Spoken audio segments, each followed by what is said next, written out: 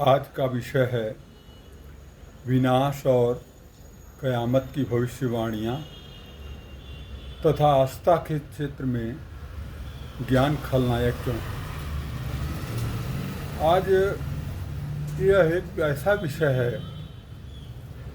जो जितना ही मनोवैज्ञानिक है और उससे अधिक एक प्रश्न खड़े करता है, क्या वास्तव में ऐसा है।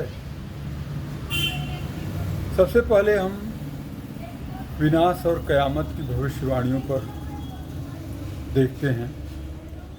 चाहे भारतीय संस्कृति हो, भारतीय पौराणिक ग्रंथ हों या पश्चिम के, हर जगह आस्था के पीछे भय और प्रकृति का कोप है। प्रकृति का रौद्र रूप, डरावना रूप जो असंतुलन को बर्दाश्त नहीं करता। पर्यावरण से जोड़ते हुए इसे देखें तो यह सच भी लगता है, क्योंकि पर्यावरण के दूरगामी परिणाम होते हैं और हो सकता है कि हम कुछ ऐसी गलती कर रहे हों जिसको सुधारना भी संभव ना हो, बाद में पता चलता है। और दूसरी ओर हम देखें तो बाइबल में ज्ञान का फल जो शैतान है, एडम और ईव या आदम हव्वा को वह फुसलाता है, बहकाता है, पाप के मार्ग पर ले जाता है, तो वह उसे ज्ञान का फल ही चखाता है। उसके पहले सिन नहीं था।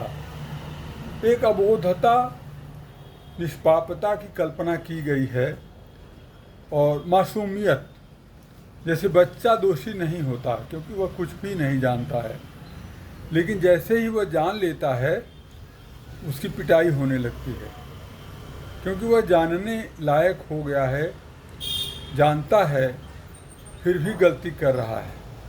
तो डिसओबे या आज्ञा का उल्लंघन एक अपराध है और ये व्यवस्था के विरोध में जाता है। लेकिन यहाँ पर हम ज्ञान क्यों जो है, इसका एक मनोवैज्ञानिक पक्ष भी मुझे दिखता है कि ज्ञान खलनायक क्यों है। हम एक फूल देखते हैं, फूल जिस रूप में है वह उसकी पंखुड़ियों के माध्यम से जो रंग झलक रहा है, जो आकर्षण उत्पन्न हो रहा है, उस सौंदर्य को, उस प्रभाव को जैसे ही हम उसे छूते हैं, उसे समझने का प्रयास करते हैं, उसे नोचते हैं, उसके भीतर क्या है, उसके पीछे क्या है देखते हैं, तो वो नष्ट हो जाता है। और ज्ञान एक विशिष्ट, अगर यह प्रकृति एक सृष्टि है तो ज्ञान की प्रक्रिया ही उल्टी है, चूँकि विलोम है।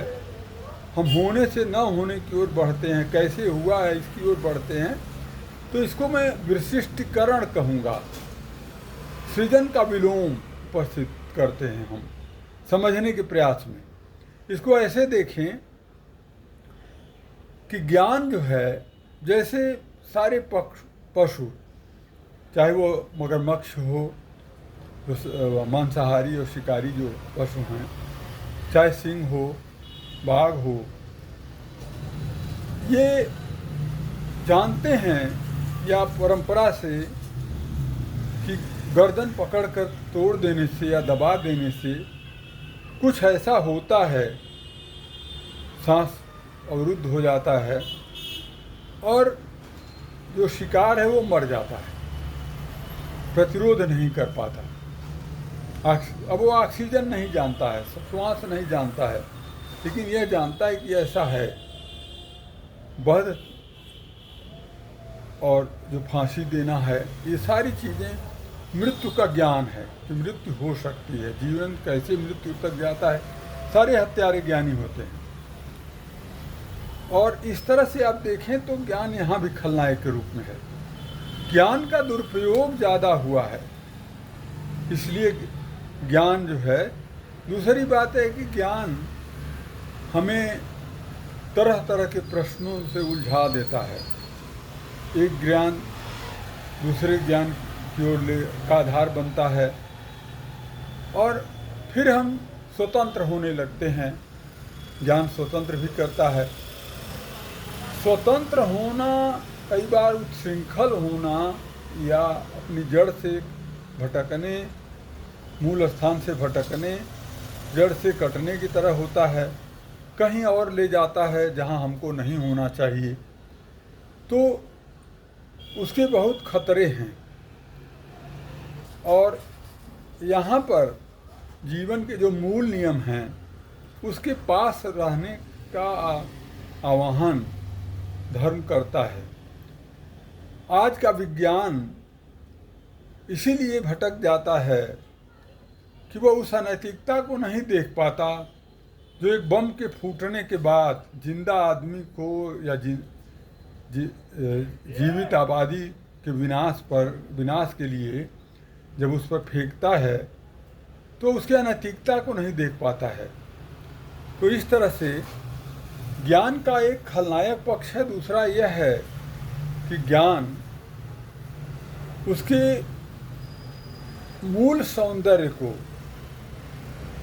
एक तरह से पोस्टमार्टम की तरह है। ज्ञान जो है पोस्टमार्टम ज्ञान के लिए ही किया जाता है और वह एक विश्लेषण है। विश्लेषण संश्लेषण का विलोम होता है और वह सृजन का विलोम होता है। हम खोल कर देखते हैं, काट कर देखते हैं। डॉक्टर, ये ठीक है कि डॉक्टर बाद में ऑपरेशन कर लेता है, बचा लेता है उसी ज्ञान के बल पर, लेकिन आप सोचें तो उस ज्ञान तक पहुंचने के लिए उसे चीर फाड़ से कितनी पीढ़ियों को गुजरना पड़ा, तब यह संभव हुआ। तो इस तरह से आस्था के क्षेत्र में ज्ञान एक खलनायक है। अब प्रश्न यह उठता है कि विनाश और कयामत की परिकल्पना ही अच्छे युग को लाने के लिए, प्रकृति के अच्छे युग को लाने के लिए क्यों की जाती है? सारी परिकल्पनाओं में एक विनाश की चेतावनी छिपी हुई है। जैसे लगता है कि वही समाधान हो, विनाश और कयामत। और इस विनाश को इस सीमा तक ले जाया जा सकता है कि वो ज्ञान को समाप्त कर दे। ज्ञान ही खलनायक है, वहाँ भी ज्ञान खलनायक है। राम रावण का युद्ध होता है, तरह तरह के दिव्यास्त्र प्रक्षेपास्त्र चलाए जाते हैं, ऐसा लोग मानता है। और इस स्तर पर दोनों ओर के सेना मरती है कि फिर उसको जानने वाले कम रह जाते हैं कि क्या चलाया, क्या मारा, किससे मारा। महाभारत में यह ज़्यादा है।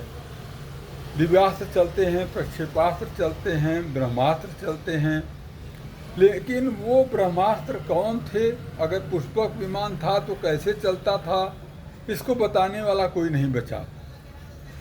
तो इसका मतलब है कि जिसको आप कहते हैं कि युग परिवर्तन और एक महान घटना जिसको कहते हैं, वो विनाश की घटना के रूप में सामने आती है।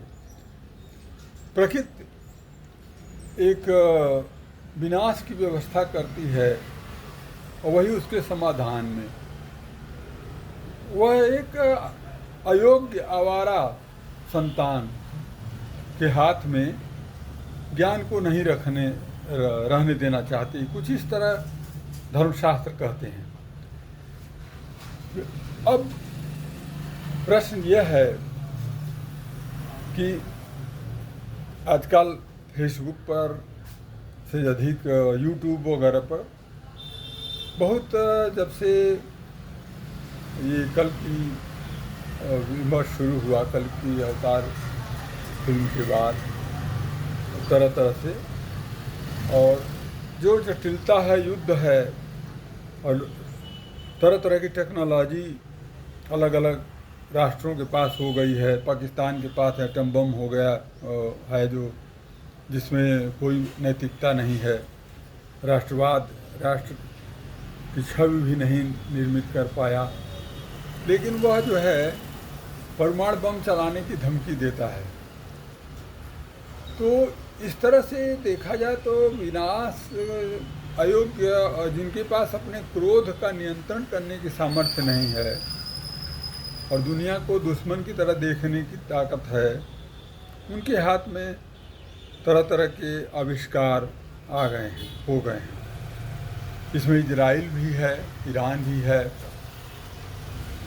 इजराइल के पास अगर आज उसके मिसाइलों को हटाने की और प्रतिरोध की अगर वो उसके वैज्ञानिक बना लेते हैं तो निश्चित रूप से वह ईरान पर अटैक कर देगा, केवल इसलिए कि उसकी मशीनें उसको रोक नहीं पा रही थीं, तो अभी शांति हो गई।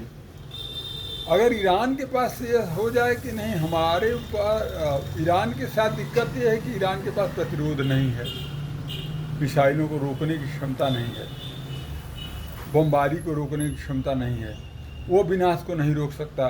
कर तो सकता है लेकिन अपने यहाँ होने वाले विनाश को नहीं रोक सकता। अगर उसको भारत जैसी उसके पास टेक्नोलॉजी हो जाए मिसाइलों को रोकने की, तो वह कल फिर हमला कर देगा इजराइल पर।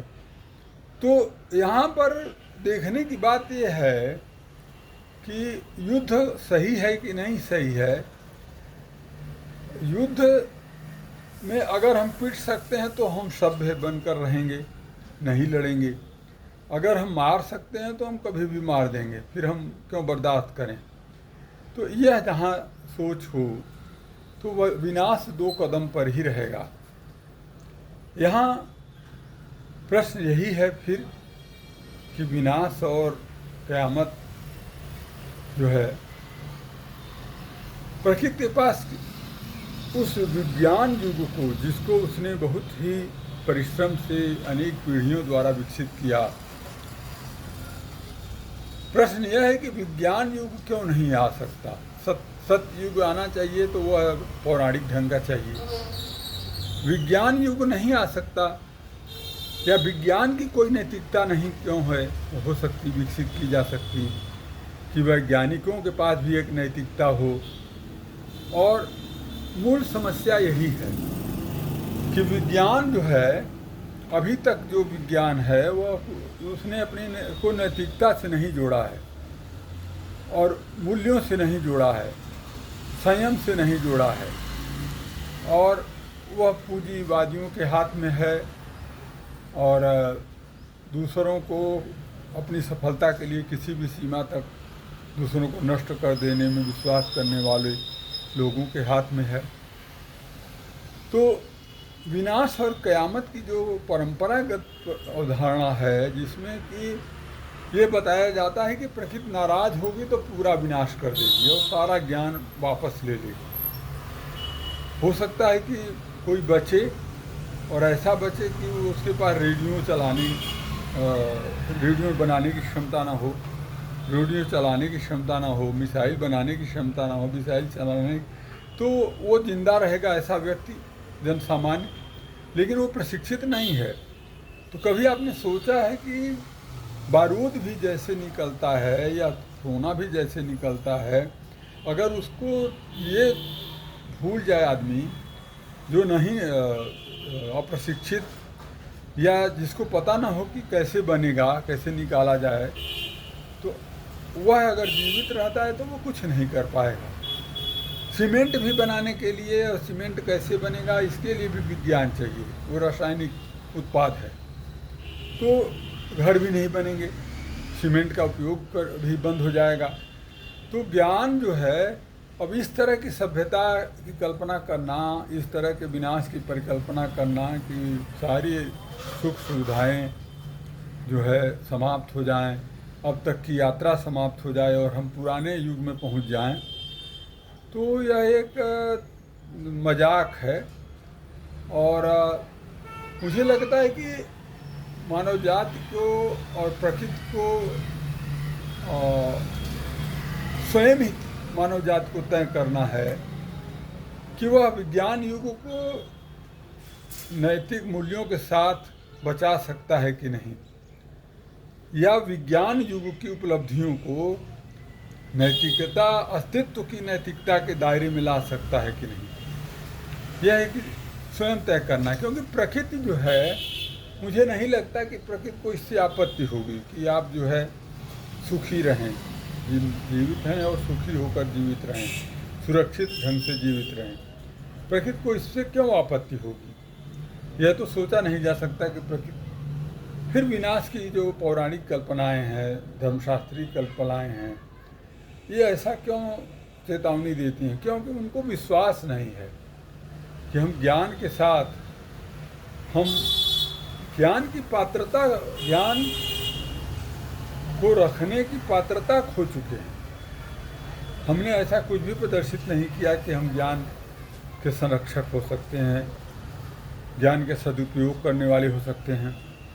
तो यही सब कारण मुझे लगते हैं कि जिसके कारण हमेशा जब क़यामत और थोड़ा भी युद्ध होता है तो डर लगता है कि मनुष्य मारने किस सीमा तक मारता जाएगा, किस सीमा तक भी, क्योंकि ऐसे ऐसे अस्त्र रखे गए हैं कि अनजाने में भी फूट जाए अगर, तो विनाश हो सकता है और विकिरण फैल सकता है, मानवता के अस्तित्व के लिए खतरा उत्पन्न हो सकता है।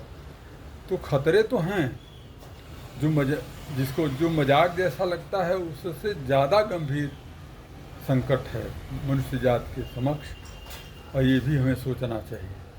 धन्यवाद।